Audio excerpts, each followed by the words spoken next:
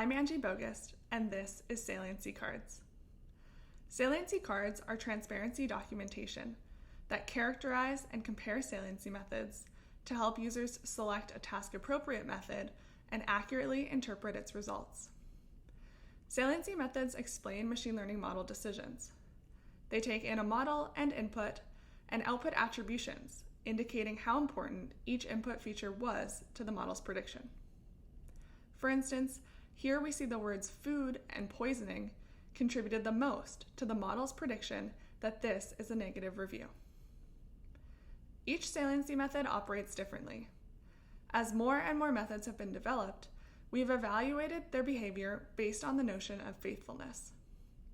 Faithfulness measures how accurately a saliency method reflects the model's decision-making process. However, faithfulness is too broad of a goal for saliency methods. It only provides us one axis along which to evaluate saliency methods, resulting in claims that one method is good while another is bad. Yet, as research has developed faithfulness evaluations, there have been conflicting results, where a saliency method is faithful under one test, but not another. In reality, saliency methods are abstractions of model behavior, with considerations that span algorithmic details, input and output relationships, and human perception. Each method has its own strengths and limitations that make it appropriate in some use cases and not in others.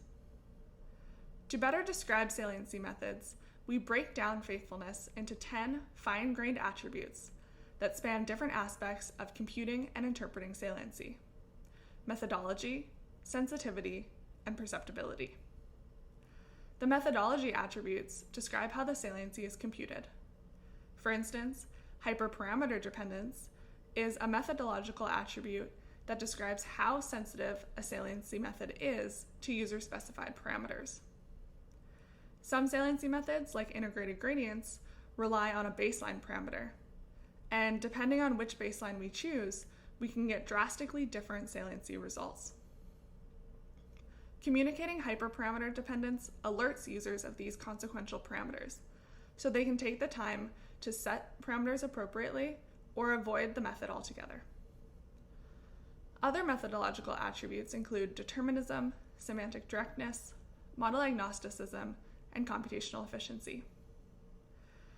Sensitivity attributes describe the relationship between the saliency and the input, model, and label. Model sensitivity measures if the saliency method is sensitive to meaningful changes to the model's parameters. For instance, if we iteratively randomize the model's layers, the saliency should also become progressively random.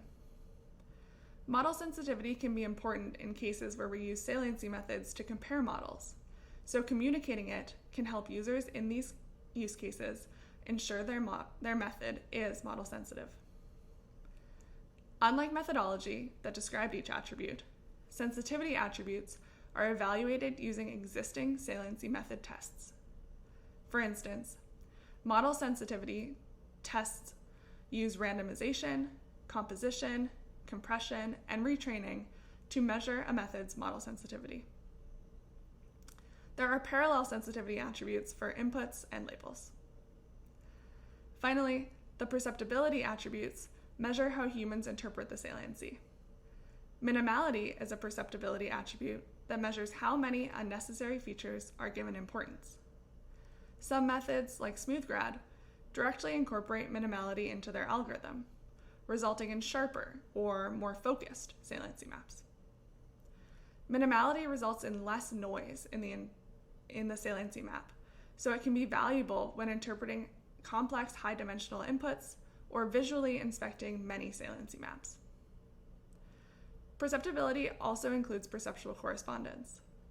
Like sensitivity, the perceptibility attributes are measurable through existing tests. Using these attributes, we create saliency cards. Saliency cards are transparency documentation akin to model cards or data sheets, but for saliency methods.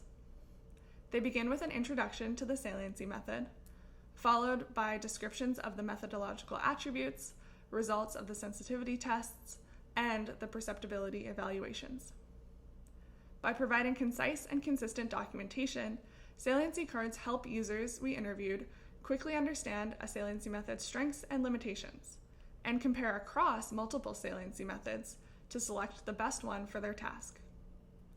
Saliency method developers, machine learning researchers, and domain experts like consultants or computational biologists all use saliency methods. And they apply them in various settings, ranging from the traditional task of visualizing a few saliency maps to understand model behavior, to incorporating them into interactive interfaces, and using them to compute aggregate statistics. Currently, users choose saliency methods based on their popularity, as opposed to a thorough understanding of their strengths and weaknesses. To understand a saliency method, currently users must read its original paper and subsequent evaluations. This is prohibitive for domain experts without academic training, but even machine learning researchers we spoke to found it to be a large barrier to exploring and using new methods. However, with saliency cards, users were able to quickly grasp a method's strengths and weaknesses and relate them to their tasks. For instance, a machine learning researcher uses saliency methods to compute aggregate statistics of their CNN models. Since they need to compute saliency across an entire dataset, computational efficiency was critical to ensure their evaluation was not bottlenecked. But they didn't care about model agnosticism because they only used convolutional architectures. We found that users' priorities often conflicted, even within the same roles. Another machine learning researcher we interviewed used saliency methods to analyze the fairness of classical machine learning models. Since they only analyze a few saliency maps per model, computational efficiency was not a priority. But they needed model agnosticism to compare across multiple model types, like linear regressions and random forests, using the same saliency method. These conflicting priorities underscore the fact that there is no ideal saliency method. So describing user-centric attributes is crucial to make sure users can choose the best saliency method for their task. The saliency card attributes also provided a detailed vocabulary to communicate about saliency methods. A common claim is that noisy saliency maps are hard to interpret, so minimality should be prioritized when working with domain experts. However, with the attribute-based vocabulary, the radiologists communicated that they are actually accustomed to using noise in medical imaging, so minimality was not a priority for them. In real-life settings, this vocabulary could allow non-experts to contribute deeply in the ML deployment process.